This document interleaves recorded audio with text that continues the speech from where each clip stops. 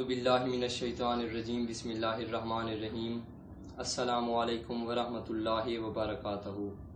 آج 9 ذی الحجہ جسے روز عرفہ بھی کہا جاتا ہے، اور یہ آج بہت بڑی عید کا دن ہے۔ اگرچہ اس کو عید کے نام سے موسوم نہیں کیا گیا، یہی وہ دن ہے جس دن اللہ تبارک و تعالیٰ نے انسان کو اپنی اطاعت اور عبادت کا حکم دیا ہے، اپنی اطاعت اور عبادت کی طرف بلایا ہے۔ آج کے دن ان کے لیے اپنے جود و سخا کا دسترخوان بچھایا ہے انسانوں کے لیے اللہ تبارک و تعالیٰ نے، اور آج شیطان کو دھتکارا گیا اور اسے ذلیل و خوار کیا گیا۔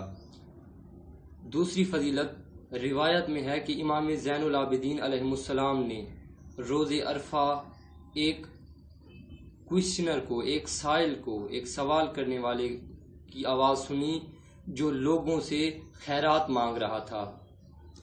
امام علی مقام نے فرمایا، افسوس ہے تجھ پر کہ آج کے دن بھی تو غیر خدا سے سوال کر رہا ہے، حالانکہ آج تو یہ امید ہے، آج کے دن تو یہ امید ہے کہ ماؤں کے پیٹ کے بچے بھی خدا کے لطف و کرم سے مالا مال ہو کر سعید و خوشبخت ہو جائیں گے۔ یہ فضائل ہیں روز عرفہ کے، اور چند اعمال روز عرفہ کے لیے۔ پہلا عمل ہے کہ غسل کریں، روز عرفہ کی نیت سے، 9 ذی الحجہ کی نیت سے غسل کریں۔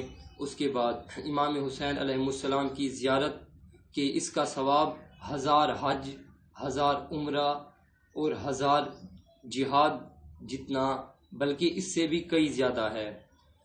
اس زیارت کی فضیلت میں بہت سے متواتر احادیثیں آئی ہیں، نقل ہوئی ہیں، بہت ساری متواتر احادیث آئی ہیں امام حسین علیہ السلام کی زیارت پڑھنے کے متعلق، کہ آج کے دن جو کوئی حضرت کے قبہ مقدسہ کے تحت رہے تو اس کا ثواب عرفات والوں سے کم نہیں زیادہ ہے، اور وہ ان لوگوں سے مقدم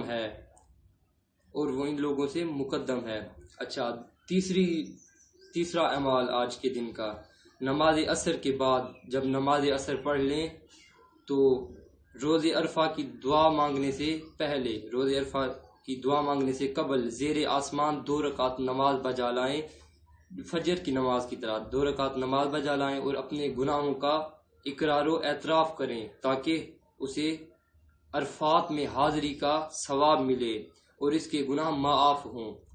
اس کے بعد ائمہ علیہ السلام کے حکم کے مطابق دعائے عرفہ پڑھیں اور اعمال عرفہ بجا لائیں، اور یہ بہت زیادہ ثواب کا حامل ہوتا ہے یہ اعمال وغیرہ۔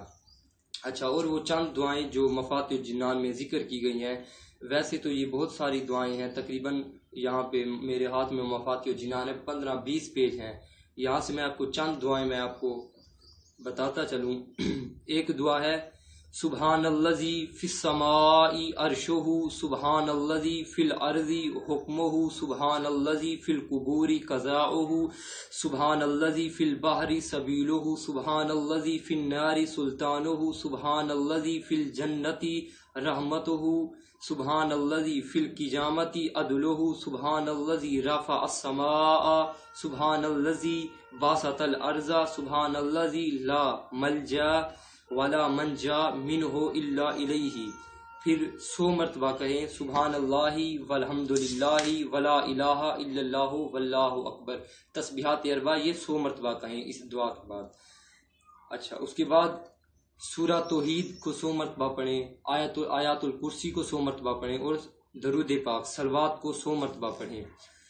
اس کے بعد 10 مرتبہ کہیں لا الہ الا اللہ وحدہ لا شریک لہ لہ الملک و لہ الحمد یحیی و یمیت وہو حی لا یموت بیدہ الخیر وہو علی کل شیء قدیر۔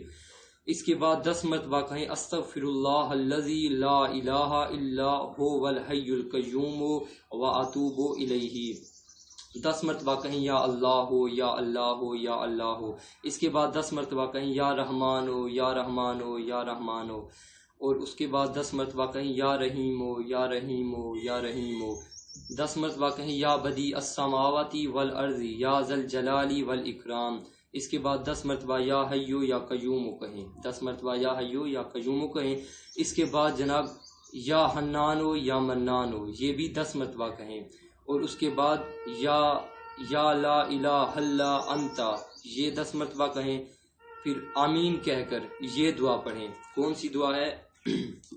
اللہم انی اسألک یا من ہوا اقرب الی من حبل الورید یا من یحول بین المرء وقلبہ یا من ہوا بالمنظر الاعلی وبالافق المبین یا من هو الرحمن علی العرش استوى یا من لیس کمثلہ شیء وهو السمیع البصیر اسألک ان تصلی علی محمد وآل محمد۔